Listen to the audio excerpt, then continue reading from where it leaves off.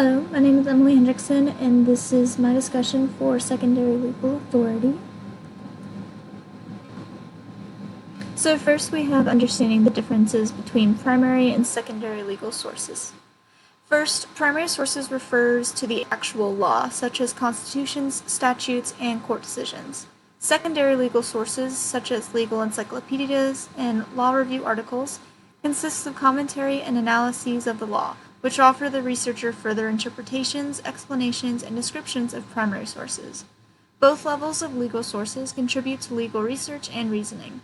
Primary sources establish legal parameters and mandatory rules that must be followed by the courts, while secondary sources provide context, analyses, and pathways to finding and understanding primary rules.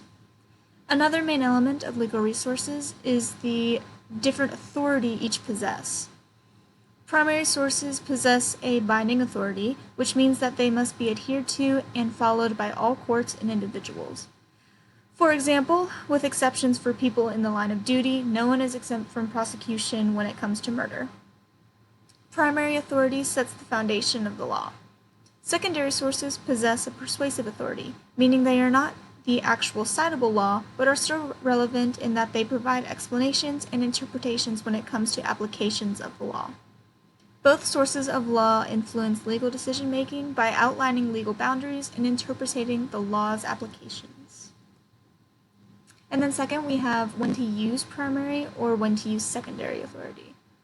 Learning how to properly use secondary legal resources is an essential tool for legal professionals. Instead of resorting to the vast amounts of lengthy and wordy primary sources, secondary sources offer condensed analyses and descriptions of the law. They can also help familiarize a legal researcher with topics they aren't well versed in. Similarly, secondary authorities offer more detailed commentaries of new or emerging legal fields where primary sources are not well developed. In some circumstances, using only primary law may prove insufficient.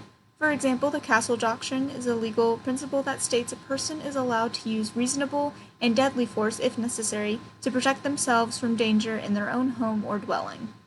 The doctrine also includes a clause that states the person has no duty to retreat. But what constitutes a person's home or dwelling? What if someone lives in their vehicle? Would the doctrine still apply then?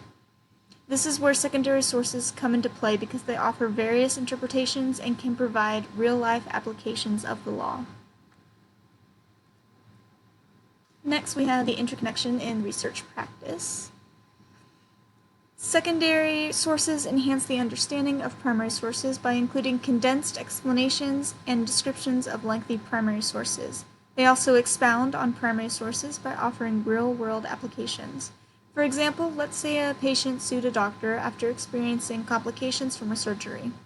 The patient claims that the doctor failed to inform them of potential issues stemming from the surgery. The doctor claims that he did, in fact, inform the patient of the material risks of surgery.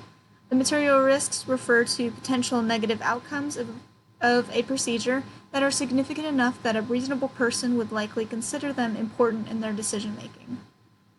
Consulting secondary sources would offer a more in-depth, detailed explanation of what was included in the context of material risks.